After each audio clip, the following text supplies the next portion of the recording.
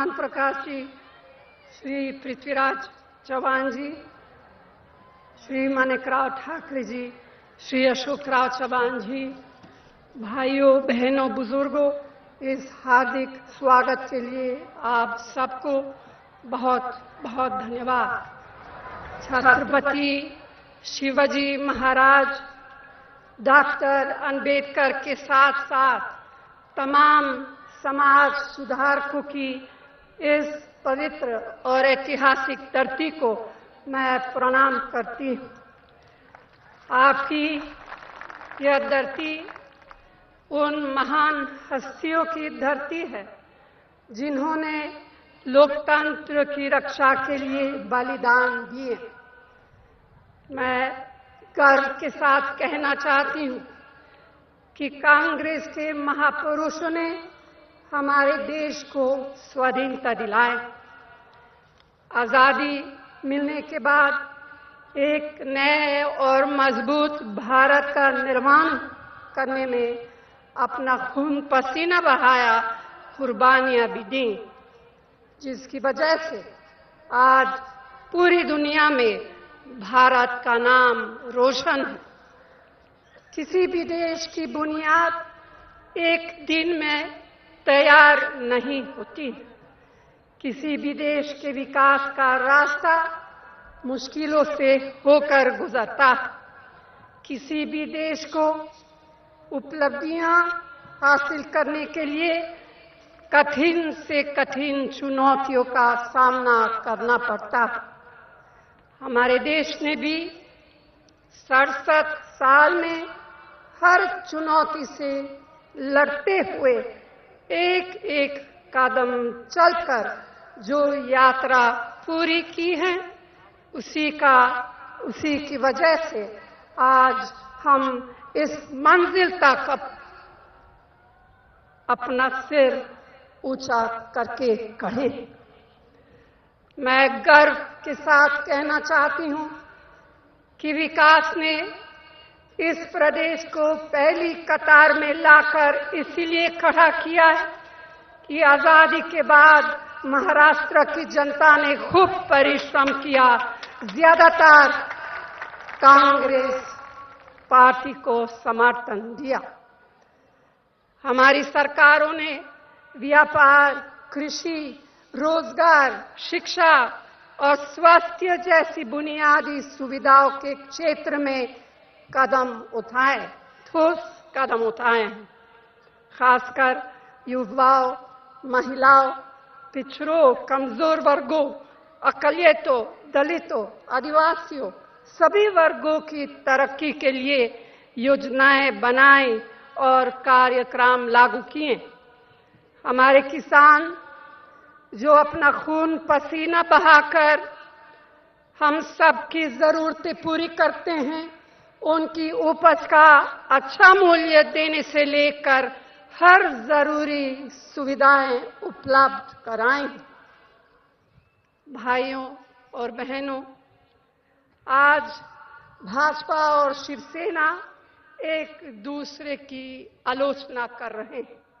यही नहीं, कल तक जो हमारे साथ थे वे भी चुनाव के बाद किससे हाथ मिलाएंगे, उनसे भी मैं आपको सावधान करना चाहती हूं। इनके इरादे आपको याद रखना कि इनके इरादे एक है, इनका मकसद एक है, इन्हें सिर्फ कुर्सी से मतलब है।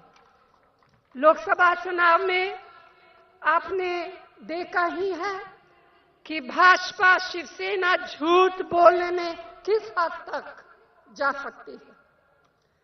यह अपना मतलब निकालने के लिए चांद सितारे तोड़ लाने जैसे वादे करते हैं और चुनाव खत्म होते ही कहते हैं कि मैं अकेला क्या कर सकता हूं। काम तो पूरे देश के सभी नागरिकों को मिलकर करने पड़ेंगे। अरे क्यों 67 सालों में देशवासियों ने यही नहीं किया है क्या?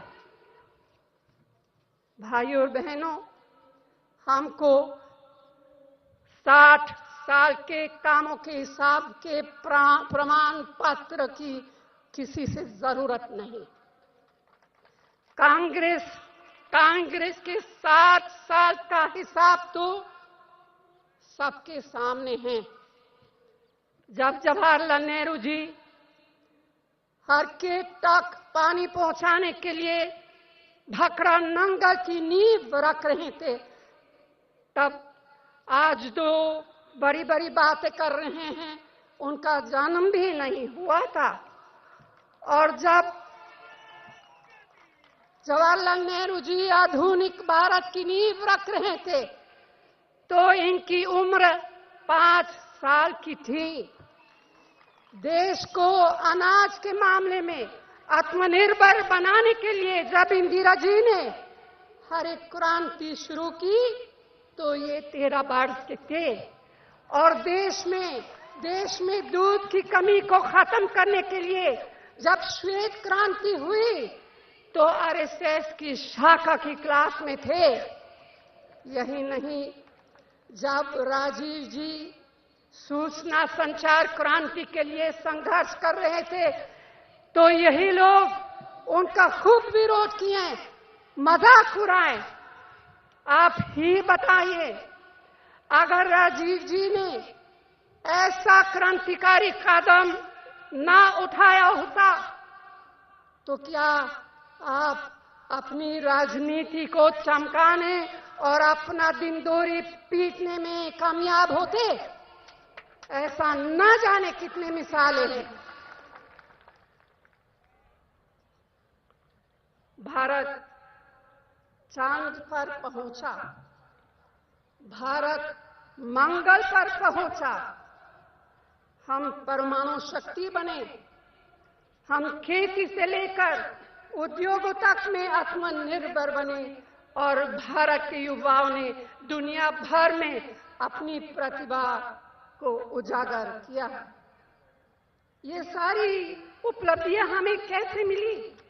यह सब इसीलिए संभव हुआ कि जवाहरलाल नेहरू, सरदार पटेल, मौलाना आजाद, शास्त्री जी, इंदिरा जी, राजीव जी और डॉक्टर मनमोहन सिंह जी जैसे हमारे तमाम नेताओं और देश के लोगों ने, देश और उनके साथ देश के लोगों ने तरक्की के लिए दिन रात मेहनत की, संघर्ष किया, यहां तक कि कुर्बानी भी दी।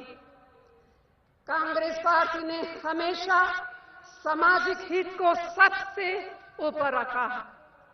मुझे गर्व है कि एक एक भारतवासी, किसानों, मजदूरों, वैज्ञानिकों, बहादुर सैनिकों और सामाजिक राजनीतिक जीवन के हमारे सभी बड़े नेताओं के परिश्रम, निष्ठा और नीतियों ने पिछले 67 वर्षों में भारत को यहां तक पहुंचाया।